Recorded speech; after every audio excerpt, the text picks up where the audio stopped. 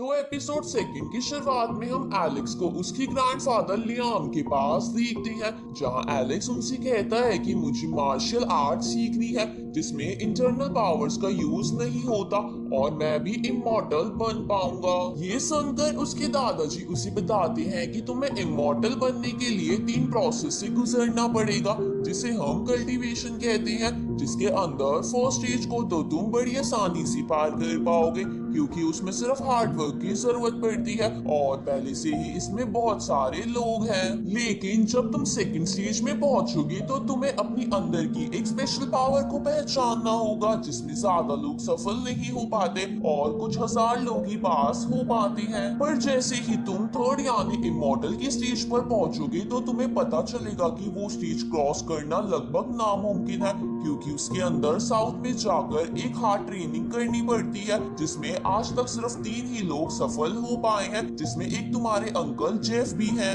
ये सुनकर एलेक्स कहता है कि ये तो बड़ा मुश्किल लगता है। तो उसके ग्रैंडफादर उसे कहते हैं कि अगर तुमने थर्ड स्टेज को क्रॉस कर लिया तो तुम अपने फादर के साथ मिलकर उनके एक बहुत बड़े सपने को पूरा कर पाओगे। ये सुनकर एलेक्स ठान लेता है कि वो थर्ड स्टेज क्रॉस करके ही रहेगा और वो अपने दादाजी से उसकी मार्शल आर्ट्स की ट्रेनिंग स्टार्ट करवाने के लिए मास्टर्स को बुलाने के लिए कहता है। तो लियाम विलियम को खत भेजकर 10 स्पेशल मास्टर्स को उस विलेज में बुलवा लेते हैं। अगली सुबह लियाम एलेक्स को उन 10 मास्टर्स में से एक को चुनने को कहता है, पर एलेक्स थोड़ा कंफ्यूज था, इसलिए वो उन सभी मास्टर्स को अपनी आर्ट दिखाने को कहता है ताकि वो सही को चुन सके। ये सुनकर वो सभी एक एक करके अपनी आर्ट दिखाने लगते हैं और एंड में एलेक्स मास्टर ली को अपना गुरु बनाने का डिसाइड करता है क्योंकि ऐसी सिचुएशन में भी मास्टर ली बिल्कुल शांत थे। अब शाम को एलेक्स के ग्रैंडफादर उसे इंटरनल पावर को एक्टिवेट करने के लिए एक लॉक किए हुए बॉक्स में कुछ स्क्रोल्स देते हैं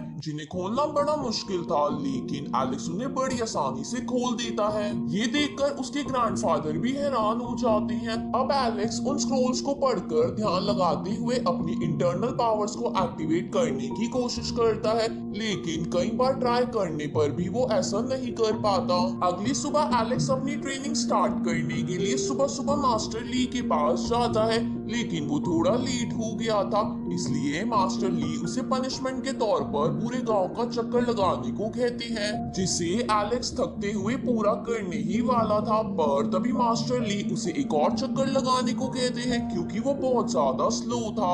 अब ऐसा करते करते कई महीने बीत जाते हैं, जहां इतनी रनिंग के बाद मास्टर ली एलेक्स को कहते हैं कि ये तो मेरी ट्रेनिंग की बस एक झलक थी, इसलिए अगर तुम्हें हार माननी है तो अभी मान लो। लेकिन एलेक्स अपने पिता का सपना याद करते हुए हार मानने से साफ इनकार कर देता है। अब मास्टर ली एलेक्स की ट्रेनिंग स्टार्ट करते हैं, जहां वो कभी उससे वेट उठवाते थे तो कभी उसके हाथों और माइंड की प्रैक्टिस करवाते थे। अब धीरे धीरे एलेक्स को भी इस ट्रेनिंग में मजा आने लग गया था। अब ऐसे ही 6 महीने बीत जाते हैं और हम एलेक्स को उसी लोमड़ी डीमन के सामने देखते हैं, जिसे इतनी प्रैक्टिस करने की वजह से एलेक्स शुरू में तो हरा पा रहा था, लेकिन एंड में उसे भागना पड़ता है और मास्टर ली उसे आकर बचाते हैं। ये देखकर एलेक्स उन्हें कहता है कि मैं और भी ज्यादा ट्रेनिंग करूंगा और वो ऐसा करता भी है। अब 6 महीने और बीत जाते हैं और मास्टर ली के जाने का समय हो जाता है क्योंकि उन्हें एलेक्स की फादर की मदद करने के लिए वहां जाना था,